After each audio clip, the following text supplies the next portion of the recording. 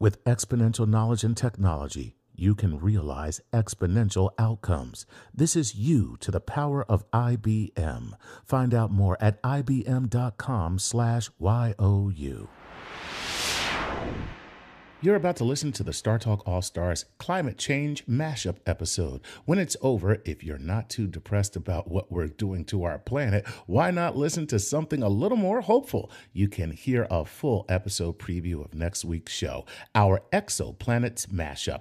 Everybody's excited about the new exoplanets we keep discovering, which is good because if climate change gets really bad, we're going to need someplace else to live.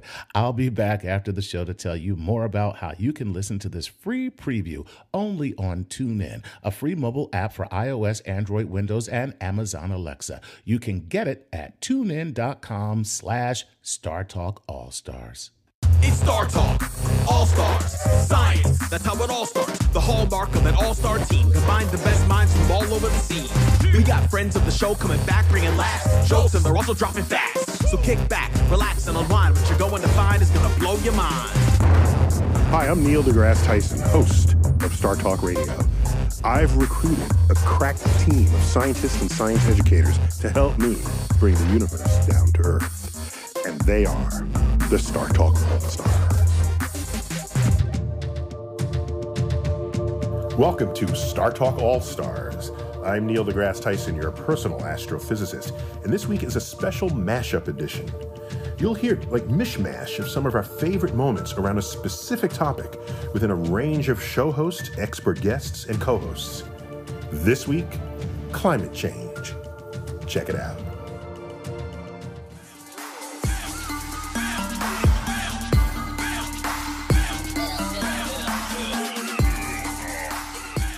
Welcome to Star Talk All-Stars. I'm your all-star host of the evening, Bill Nye.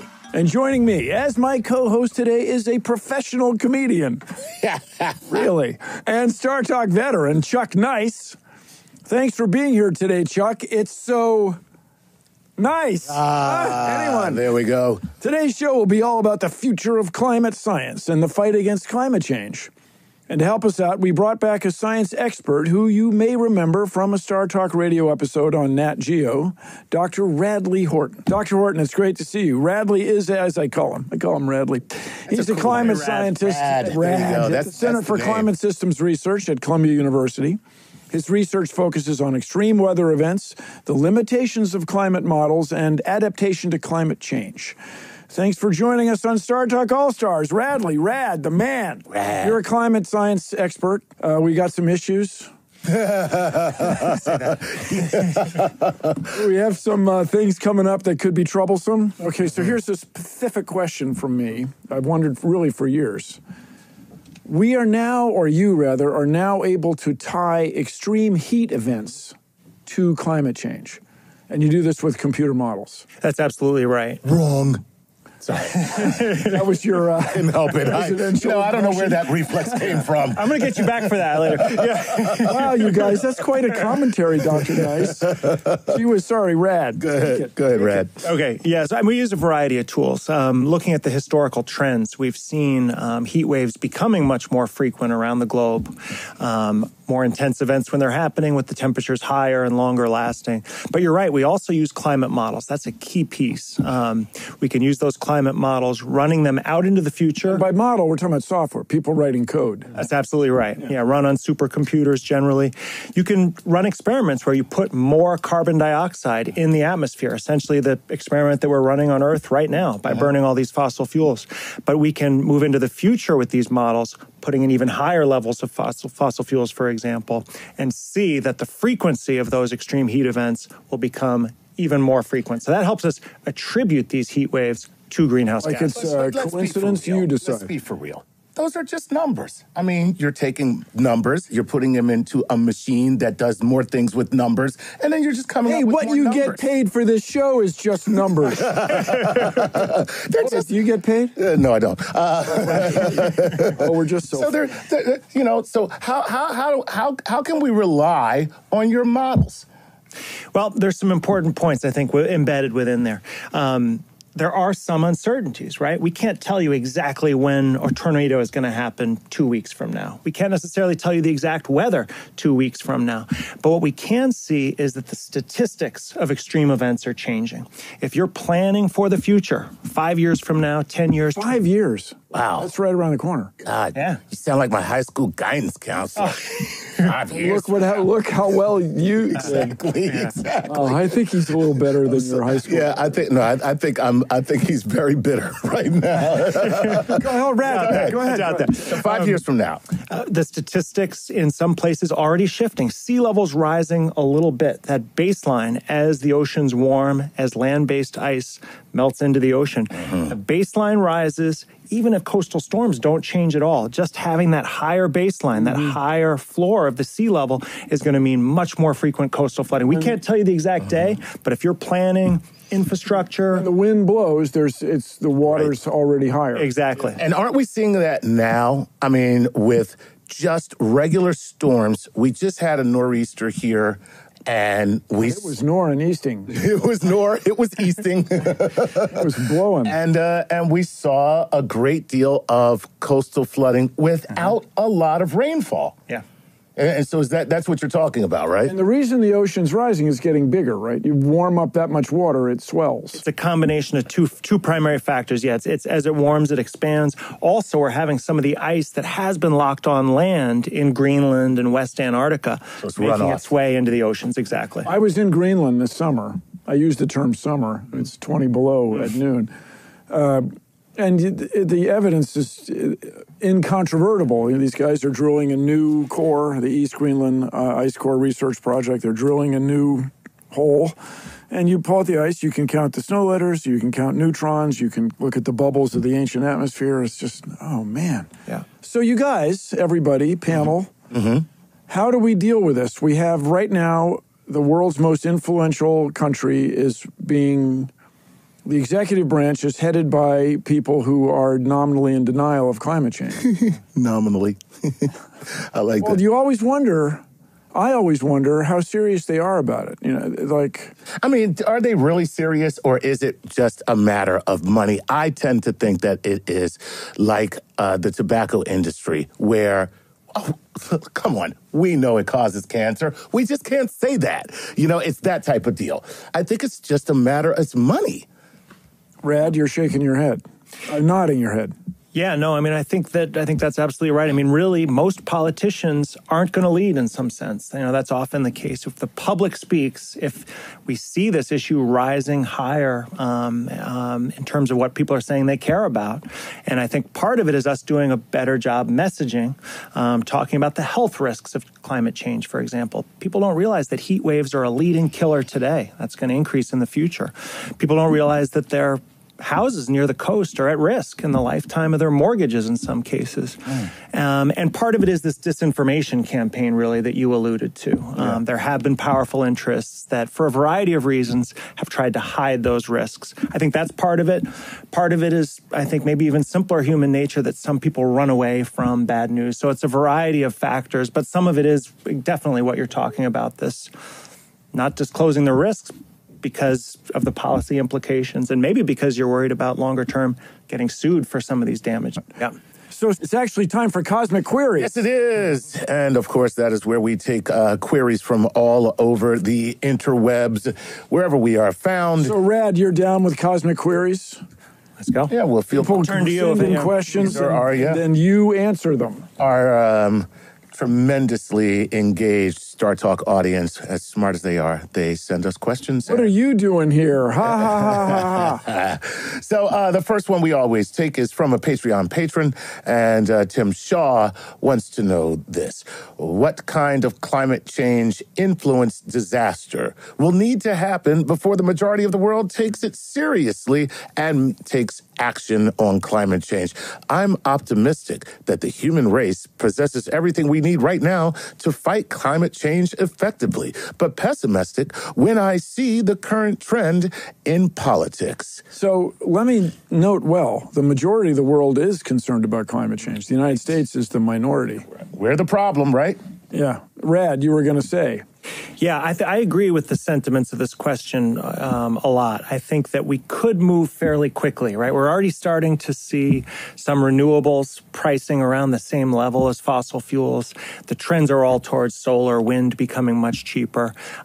We may be at the cusp of a real revolution on the green energy side of things. Of course, there also is a lot of reason for pessimism.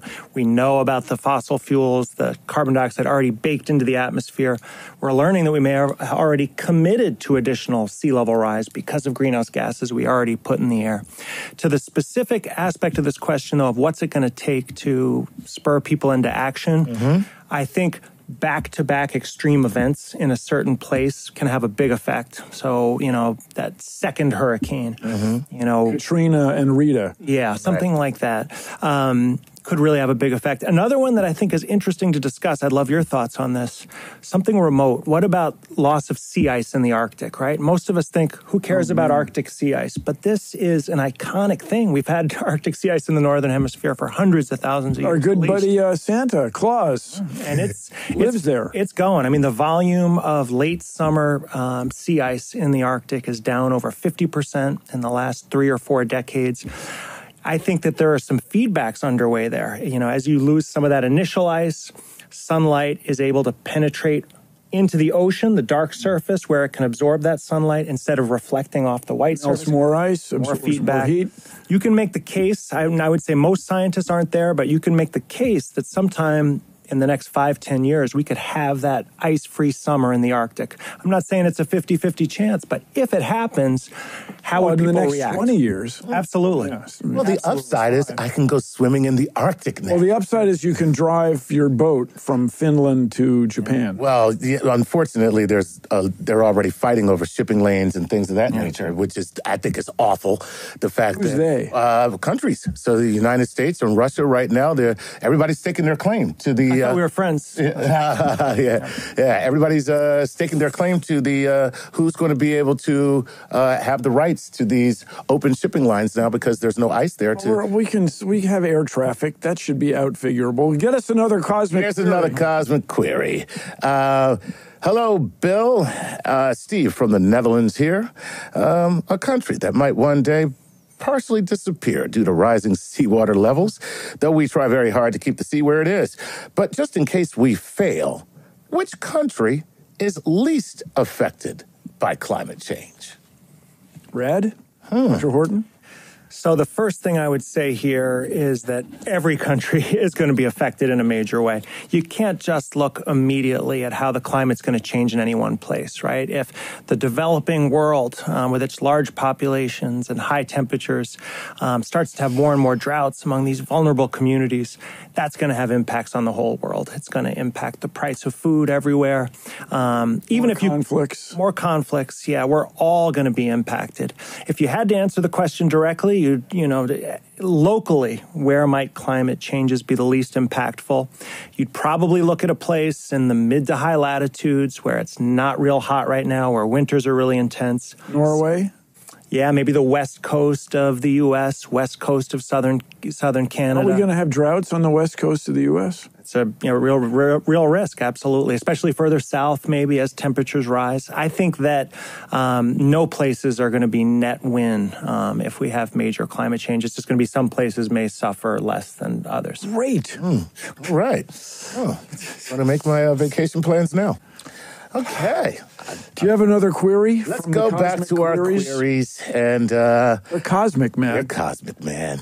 Here we are. This is Adam McSweeney from Twitter. Says, how can people that openly ignore climate change evidence be convinced that investing in renewables is worthwhile anyway? So is there an argument to be made aside from climate change that might bring more people to the side of renewable energy? Well, I think it's a very good question because let's take climate change off the table. Mm-hmm. Screw you. You don't believe in climate change? That's great. Okay. Here's why you should go to renewables. Already you have price parity in many parts of the U.S., solar and wind at the same cost as traditional fossil fuels. When you get down to 1.8 cents a kilowatt, then you're in the game.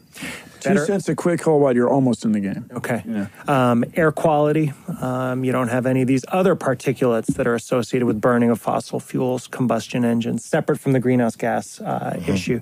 And then we heard about energy independence earlier. Yeah, and so if you want to have tariffs on things, how about imported oil?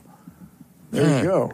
And then if you did that, then wind and solar and geothermal become competitive in an instant. Mm-hmm. Yeah, but if we put tariffs on oil, we might hurt our bestie's feelings, Mr. Putin.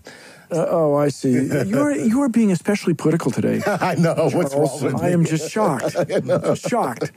So I was in Stanton, Texas, which is the zip code adjacent to Midland, Texas, where I used to work as a young man, as an engineer in the oil patch. And there are wind turbines above the oil pumps, like in the same picture. Wind turbines casting shadows on oil pumps. And they're doing that because the wind is free. And when the price of oil got extremely low because of the success of fracking, well, then it's not competitive anymore. But the wind's always blowing for free. Oh, that's cool. I actually thought that you meant they're running the oil pumps with wind turbines, which would be awesome. Actually, that might be happening at some grid level thing because the oil pumps are electric. There are a lot of internal combustion sort of lawnmower engines in the oil field, but there's a lot of electricity all over the place, too. That is an interesting point of interest. That'd be great. I should be investigating that instead of sitting here thinking thoughts. Texas is now leading in wind energy, as I think the lead. And Iowa gets 25% of its electricity from the wind, a quarter of it, without any subsidies as such, without the enormous subsidies that oil companies get, oil production gets. This is Tim by trade. Tim wants to know this. Hey, Bill and Chuck, when scientists study climate change, I don't know why he's asking me like I know something. You're a comedic co-host. That's true. When scientists study climate change, have we reached the point where the research inherently seeks preventative measures, or is it still research of strictly observational and analytical in nature? Also, seriously, how much public funding would it take for you to run for president? That's to you. All right, so let me start with the president question. Normally, all my experience, all my life, I'm over 60 years old now. The people you hire to run for president or to work as president are people with some government experience. That's how we used to do it. And I think we will again. I've never been a government official. I've never run for office, so I may not be the most qualified for this. However, Chuck, I'll tell you right now, Dr. Horton, if they asked me to be a science advisor or the Office of Science and Technology Policy or something like that, I would certainly embrace that just to talk about me. Me. Now, where were we? Yeah, preventative measures, Dr. Horton, preventative measures. Yeah, so this, I think, is pointing towards some of the exciting research that's happening around reducing greenhouse gas emissions, capturing carbon from the atmosphere. Is that really practical? I mean, those are molecules. These are hard old things. Yeah. You need a lot of something to react with that, right? Yes. Well, isn't that what they're talking about with like algae farms and that kind of, those trees and things of that nature? Yeah. I mean, I think certainly nothing is to scale yet where, cost-wise you can pull anything out of the atmosphere. The challenge is always with new technologies, what might be possible a few decades from now or more. Maybe it's 50 years from now. I tend to agree, though, it's very risky for us to go down this route of saying, we can emit now, we'll get it out of the atmosphere later. There's no evidence that we're able to extract that additional carbon from the atmosphere. But there is important research around renewables. Billions of tons of something. Right. But there is research on adapting to climate change also, right? We're not going to be able to prepare for all of these climate changes, but that doesn't mean that we shouldn't we're locked into some more sea level rise. Miami Beach on stilts. Yeah, I mean, Miami Beach is an interesting one, right? That's, as you alluded to the limestone earlier, it may not be possible long-term to protect Miami Beach. But maybe there are some cities where, at least for a few decades, you can hold back the water while we come up with other strategies. Well, in the Netherlands, they have seawalls and levees. Yeah. So they do that. Yeah, and you're seeing some interesting, smaller-scale experiments in cities right now, green infrastructure, right, where you're putting in these parks and things with drainage underneath, captures water during rain. It's going to be exciting. Stay tuned. Star Talk All Stars. We'll be back right after this.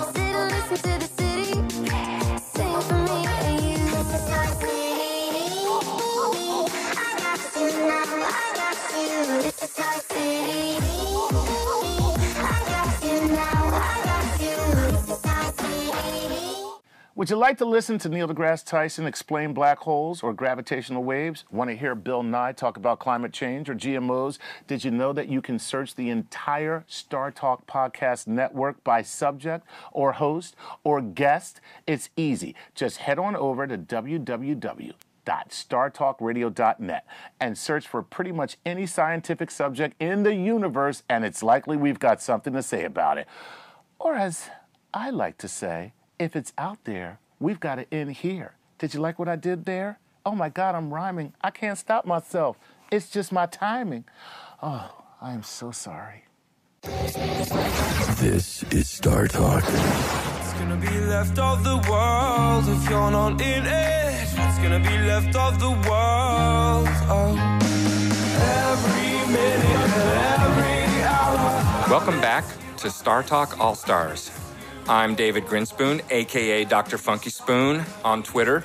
I'm with Chuck Nice, at Chuck Nice Comic. Thank you, sir. And we've got as our special guest Andrew Revkin, who on Twitter is at Revkin. Bingo. That's really catchy. You must have gotten into Twitter like very early. I was an early adapter. Early adapter.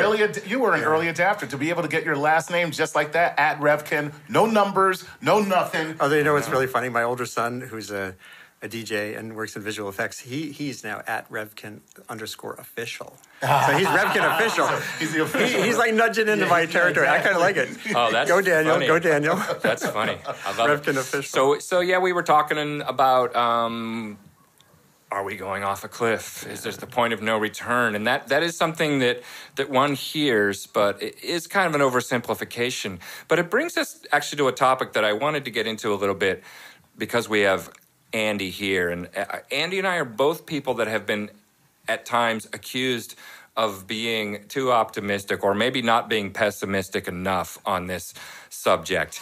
There are certain people, including some very distinguished and loud voices out there on the interwebs and in the global discussion about the Anthropocene, who get really offended and mad if you say something about if you say there's potential to turn this in a good direction ultimately.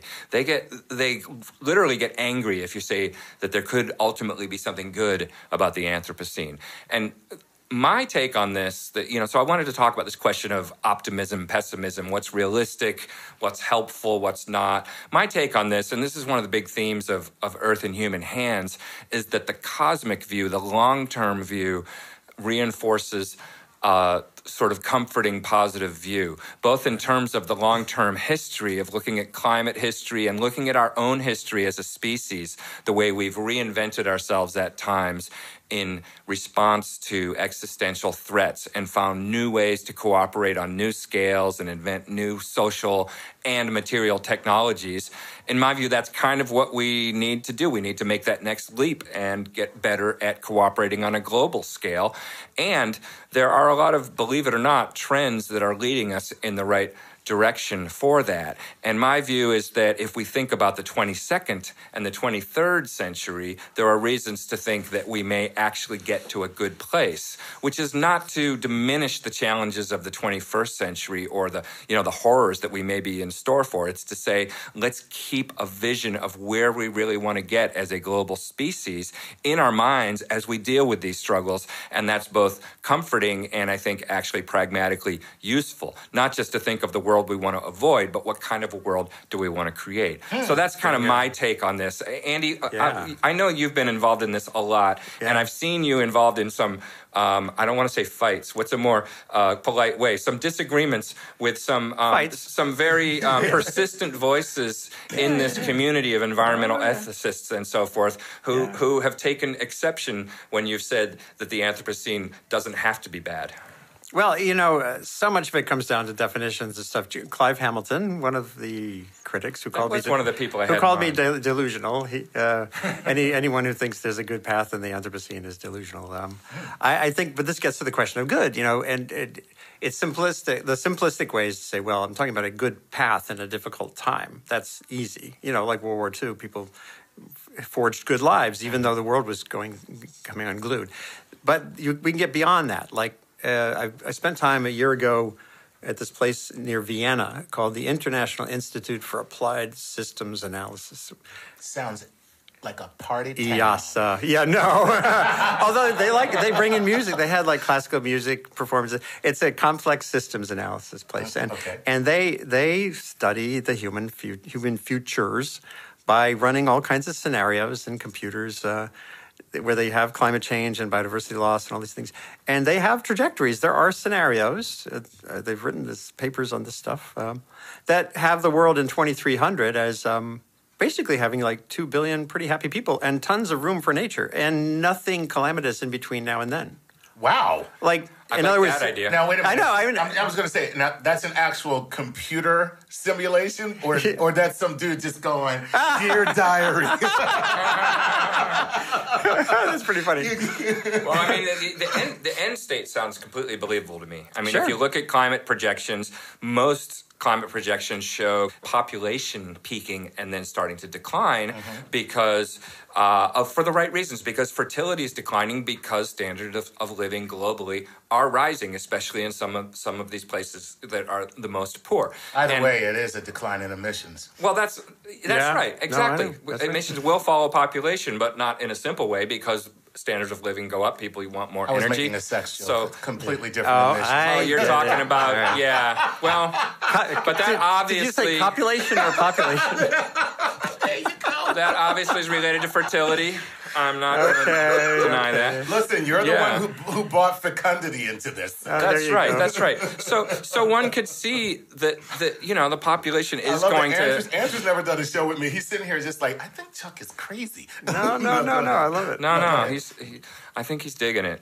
Totally. So go ahead. So population is plausibly going to start to decline, and it's an interesting question of what would we want it to be. I mean, that's something I always ask people, and a lot of people just haven't really thought about it. But then, and energy is clearly going to transform. We can't stay on fossil fuels for centuries and centuries because there won't be any. Right. So even if we're as stupid as we can be, which I know, Chuck, you're thinking, well, we probably will be, we're going to have to transform it. So we're going to get to a world where the different energy system and a lower population. Yeah. So that's believable to me. Okay. The avoiding calamity along the way that's an interesting, I'm not totally convinced. Well, but there's ways to run those numbers.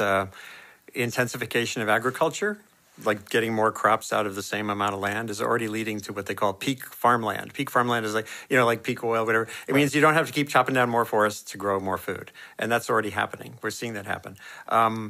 The calamity right now is related to the things that could facilitate having a smoother ride. The calamity in Nigeria is that you have a very high fertility rate. Girls are not getting, the main reason is girls can't go through high school. And the same people at IASA, this place in Vienna, they focused on the vital need for something. This is, how non-technological is this? How non-engineering is this? It's getting girls through high school is the single best way to basically have better outcomes all around, health, lower fertility rates. Right. And not because someone enforced it, not because someone said you can't have more kids.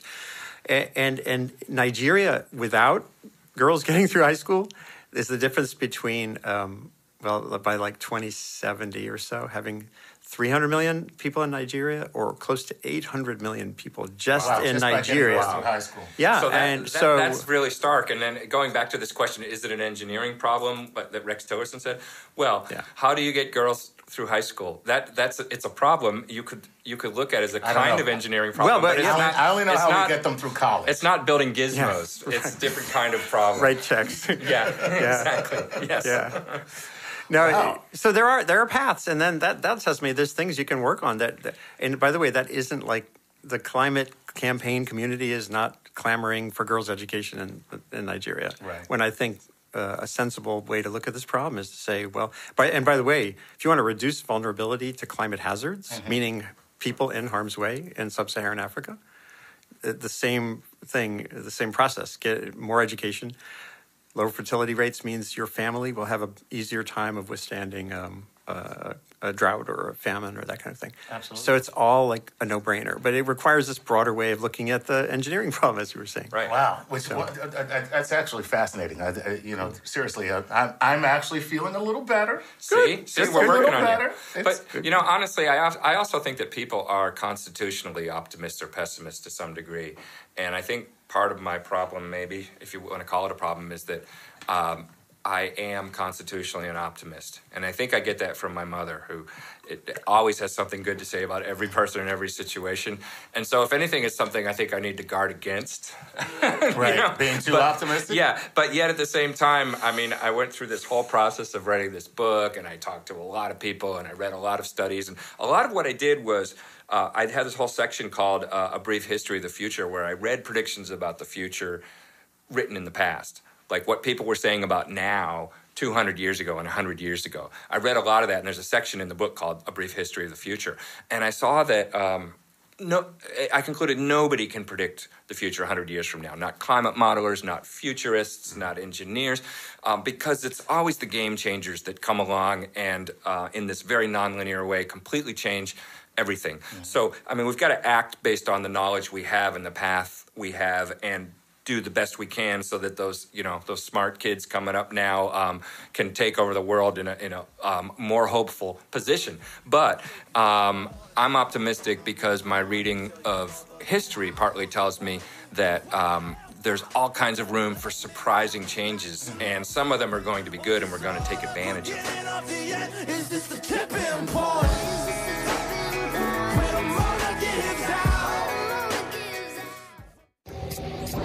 This is Star Talk.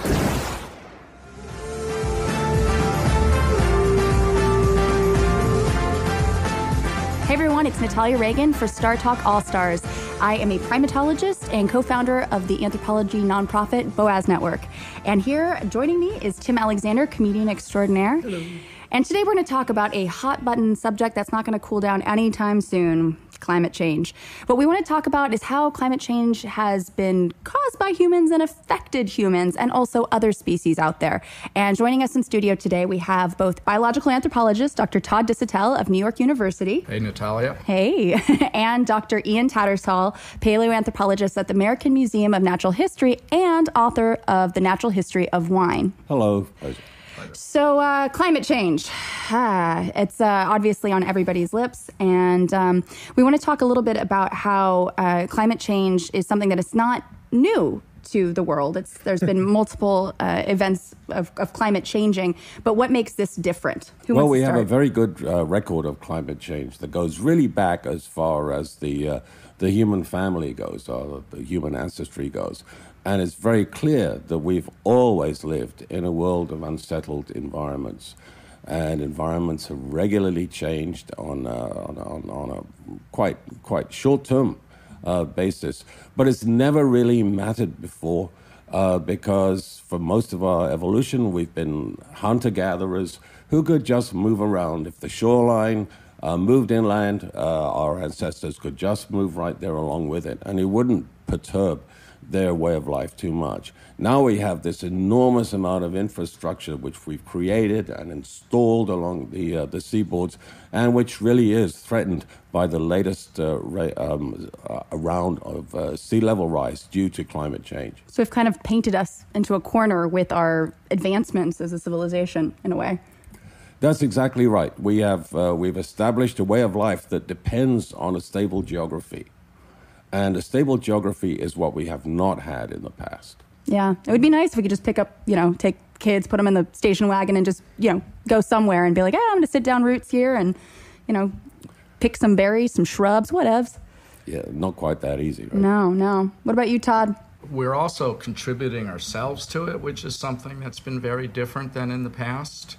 In the past, the Earth has actually been transformed by different kinds of life forms, so it's not unheard of for a species or a group of organisms to actually change the Earth, even change its geology and its geography. Like cows and farts that we oftentimes hear about. Or, having bacteria sure. And getting an atmosphere, getting oxygen from them. But what we're now pouring into the atmosphere is accelerating what's probably a natural trend. And I worry about a tipping point. And once we reach certain tipping points, we're going to see rapidly accelerated climate change. Yeah, I would definitely want to go down that path, because that's really what we want to talk about today. But are there other animals besides bacteria that have had like a major impact? Other animals besides ourselves and bacteria that have a major impact on climate that we can actually see? I would say in some regions, like the type of damage you see elephants do in some regions when they become overpopulated and deer, more or less deforest. Deer here on the east, well, actually nationwide, but on the East Coast. The lack of predators in some regions causing an entire ecological change, which actually changes the courses of rivers and all sorts of things. Because beaver. Beaver too, yeah. That's a big one. And an interesting one is gorillas, as a matter of fact. You know, we're all familiar with the gorilla display where males charge around beating their chest, tearing up lumps of vegetation around them. And what this is actually doing is not just social display. In fact, what it's doing is returning the vegetation to a lower level of succession so that the plants will push out new shoots, which is what the gorillas like to eat. See, no anger management classes for those guys. We want to keep them mad, keep them pissed off. That's amazing. Yeah. Well, no, it's just even I studied spider monkeys, and them as seed dispersers is a big deal. They actually eat the fruit, and when they defecate, when they take their dump, they basically redistribute those seeds, and hopefully, knock on wood, we get more spondius growing in different places, which they love to eat. So the cycle continues. Where else would you get your coffee beans from? Exactly. Monkey's butts. Monkey butt coffee.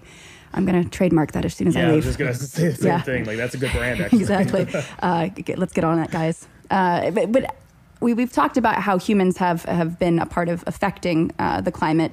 How are we going to suffer, aside from our cities, but things like, for instance, pathogens that might not be, spread in North America or coming north because as temperatures are rising, mosquitoes carrying these pathogens are affecting us. That's really scary. I actually teach a course on emerging diseases, and we're going to be watching with just, again, tipping points, just a few degrees of change in winter temperatures and stuff can allow certain species to survive through all year. And so I predict we're going to watch chikungunya and dengue and Zika creep northward, so out of the Florida Keys, out of the Miami area, eventually into Georgia and Virginia. And I mean, there was a time when New York was practically uninhabitable because it was a malarial yellow fever swamp. Tens of thousands of people died in Philadelphia and New York from yellow fever and malaria and all of those things. And those could reemerge here further north into the United States than they are. No longer just a borderlands issue with just a few degrees change. And this is another reason why it's terrifying that we're cutting any sort of funding to medical research at this time, because we need it now more than ever, especially with obviously these pathogens coming further north. But also I read recently that even frozen, perhaps as ice sheets are melting, there could potentially be bacteria in there that are waking up. And that right there is a great movie. And that's, but yeah, let's get Michael Bay on that. Think of the tens of thousands of bodies buried in the gulag's permafrost that had and died I think of about that all the time, smallpox, Todd. That died I can't of smallpox. And now those being unearthed. It already feels like a horrible swamp. When you go in the subway, it already the next month or two is just going to be a nightmare. To think it's going to be much, much worse just by a couple of degrees changing. I'm going to move to Maine. Right.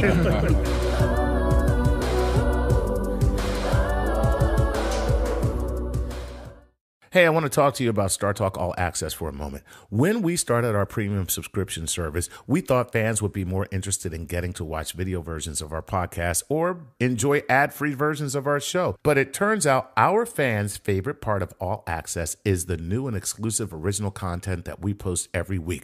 We're talking about classic videos like me and Neil deGrasse Tyson chilling in his office touching his meteorite.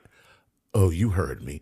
Or the time Neil and Adam Savage hung out in the green room before our show at Comic-Con and talked about Star Wars, Blade Runner, A Space Odyssey, and other really geeky science stuff. Star Talk All Access is your universal hub for all the great Star Talk content you crave, all in one place, including full video of most current episodes, commercial-free audio and video podcasts, live-streamed events, insider-only looks behind the scenes, the ability to watch on Amazon Fire, Apple TV, and Roku, and, of course, new exclusive original content added every week. To get started, visit StarTalkAllAccess.com to subscribe for $4.99 a month with a 2-day free trial. That's StarTalkAllAccess.com. And as a friend of mine says, keep looking up.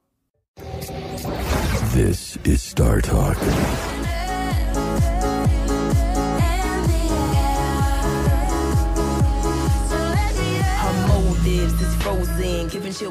Welcome back to Star Talk All Stars with your all-star team here. We have Eugene Mirman, my co-host. We have Ken Caldeira from Stanford, who is a climate scientist, and I'm your host, Seth Shostak, from the lovely, glamorous SETI Institute. And by the way, we are broadcasting this episode from the studios of the SETI Institute. All right, now, Ken, look, you've sort of outlined, all the bad news about climate change. But doggone it, people are thinking, well, what about all those windmills and the solar cells on the roof of my neighbor that, bring about neighborhood blight or whatever? Well, what about it? Are we making some progress here? And can this sort of thing, solve the problem? First of all, let me just say that I only spoke about some of the bad news, not all of the bad news. Oh. But in terms of what we could do about it, the two main sources of carbon dioxide or greenhouse gas emissions to the atmosphere are our energy system, mostly the burning of coal, oil, and gas, and then the cutting down of forests. There are plenty of good replacements for coal, oil, and gas, and we can also use the coal and gas in ways that don't pollute the atmosphere. What are some ways you can use it without polluting the atmosphere? You mean like as a cream on your hands? No, people have talked about this idea of carbon capture and storage, that you could burn, say, coal in a power plant, but then grab the CO2 out of the smokestack and stuff it underground in geologic reservoirs. So basically, you take the carbon out of the ground, you burn it, and then put that carbon back underground. Is that safe or dangerous? Is that a realistic thing, or is that something like a kid suggested? Well, it's realistic, but it has the same kind of properties that fracking has, and that you are stuffing things underground, and that's but this not is fracking in reverse. Is it what a coniferous or something? Conifer for something? Are you putting something poisonous in the ground? No. Well, no. I mean, you don't want too high concentrations of CO2. It's a little bit, it's not good. Well, what about the oceans? Isn't the majority of all the CO2 in the oceans? Why don't you just pipe it into the ocean? Well, the problem with putting carbon dioxide in the oceans is that increases the acidity of the oceans, and that's bad for many marine organisms. Are we seeing that already? Yeah, we've done work in Australia in the Great Barrier Reef, and for the first time we did an experiment where we put CO2 into a plume of seawater and let it drift over a coral reef, and we've shown that this CO2 slows coral growth, and then used that data and other data in model projections to which show, or at least what I believe is that within a few decades, if we continue our current emissions, there'll be no place left on the Earth with the kind of chemistry of seawater that can support coral reef growth. But let me push back on that just a little bit, because we're talking about acidification of the oceans. It's a lot of Latin in there, and I think that's something that for a lot of people is about as clear as tensor calculus. All right, so suppose we do lose some coral in the sea. I mean, we lost all the trilobites hundreds of millions of years ago. Nobody seems to care. I care. They were my favorite food. And your ancestors, or maybe not. What about this? I mean, what's the consequence down there? Well, I think there's at least two different kinds of things. I mean, there's people who depend on coral reefs for fishing and tourism and so on. And then there's lots of marine species. Some think up to nearly half of all species spending part of their life cycle in coral reefs. And so there's a threat to biodiversity. But there's also this kind of, canary in the coal mine aspect to it. If coral reefs have been around for hundreds of millions of years, then all of a sudden we show up on the scene and something that's survived for hundreds of millions of years can no longer make it on this planet. that might be some kind of wake-up call that maybe... Sounds like a perfectly natural cycle where humans kill everything in the ocean. At least we know where Eugene stands on this. I mean, but really, I mean, he's got a point, because you're asking for personal sacrifice here, and you yourself have argued that maybe this just fights against human nature, right? I mean, our nature is nature. It's not nurture, right? We're kind of hardwired to be kind of selfish. And actually, you make an example of this in something you wrote about the coffee pot in the office. Maybe you could briefly summarize that argument, because I thought it just defined the whole thing. Yeah, my office, we're full of people who say that we're all going to work together to solve the climate change problem, and we can't even work together to keep our coffee pot full of a drinkable cup of coffee. And so as it runs down, you're supposed to remake, the last person's supposed to make the coffee pot. And as it starts running down, people start taking half cups of coffee, and and it ends up being this kind of sludge that's But what if you said that if you don't refill the coffee, all your fish will die? Maybe people would definitely be like, you know what? I'm going to make some more coffee. We've thought of taking there's an old National Lampoon cover of buy this magazine or we'll kill this dog. And we were thinking we should just say, look, if this coffee runs out, we'll just kill this dog. And maybe that would do it. Yeah, but that's using a whip rather than an inducement, isn't it? Yeah. But to get back to the other question about what we do with energy, we're down that rabbit hole. Apologies to the dogs. Yeah, there have been a number of studies now that show that we could reduce around 80% of the carbon dioxide emissions from the electric sector with wind and solar power, and that we can then electrify much of the rest of the economy. And there's also, it's controversial, but some people think that nuclear power could be made cheap and affordable. And then there's these ideas of using carbon capture and storage. We see electric cars coming in.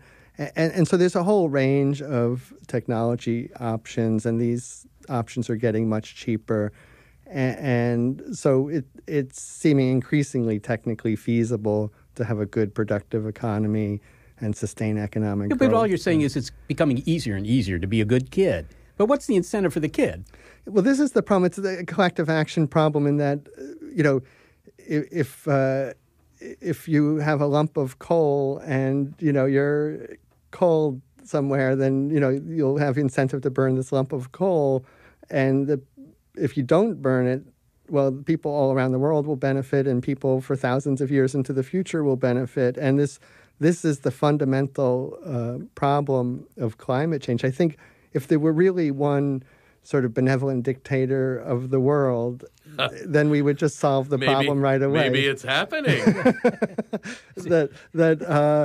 If there were, but I think where you have lots of people each acting in their own self-interest is really hard, and which is why people suggest, well, we need to have regulations about how much carbon tax, but also carbon tax, these kind of approaches. If these alternative sources of energy become basically just as viable and profitable, I mean, is really partially the answer that just solar has to be more profitable? Like humans won't help themselves until it's profitable too, and easy. I mean, there's a number of people. I mean, Google had a project, and Bill Gates has been trying to do this. Can we, with innovation, try to bring down the costs of clean energy technologies? Yeah. And if you could eventually make a clean energy technology cheaper than coal and natural gas, well, then that would just take off on its own.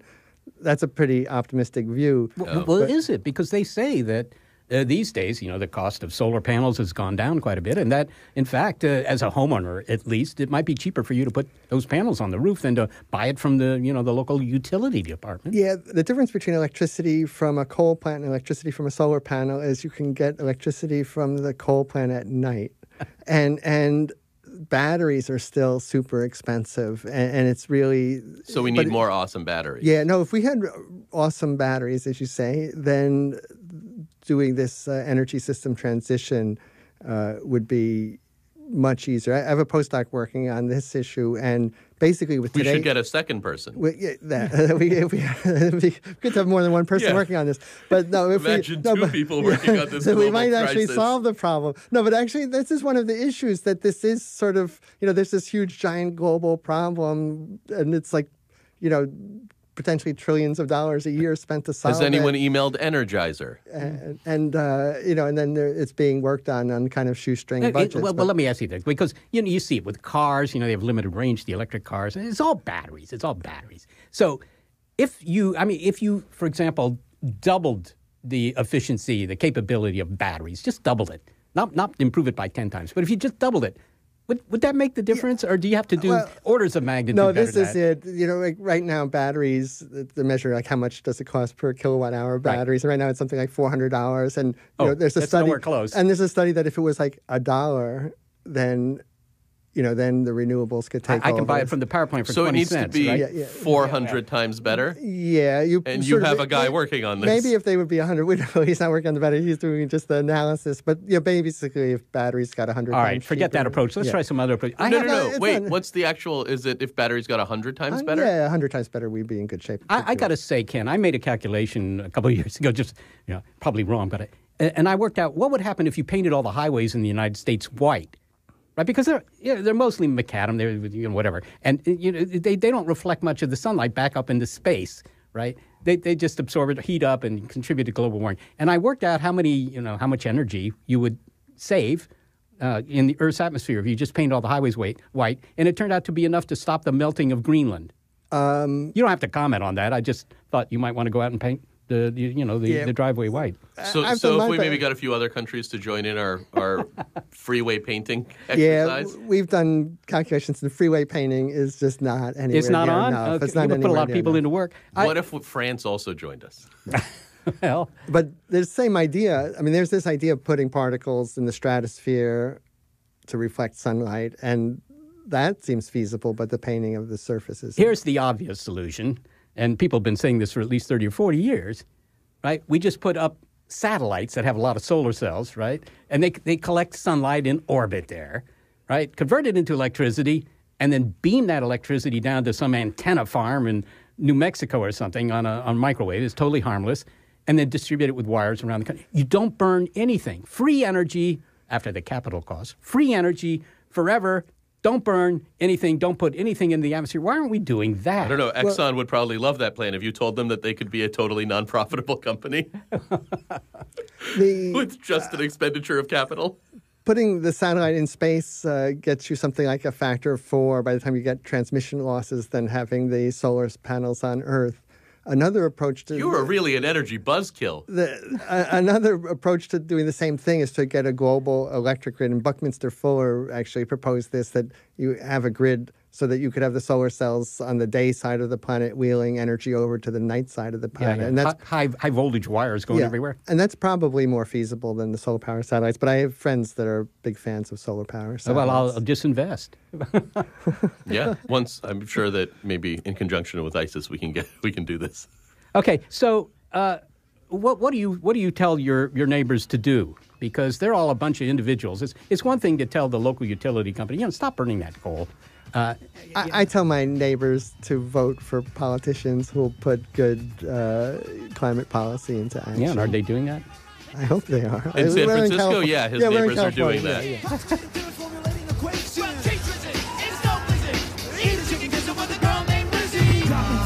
Like Galileo dropped the orange.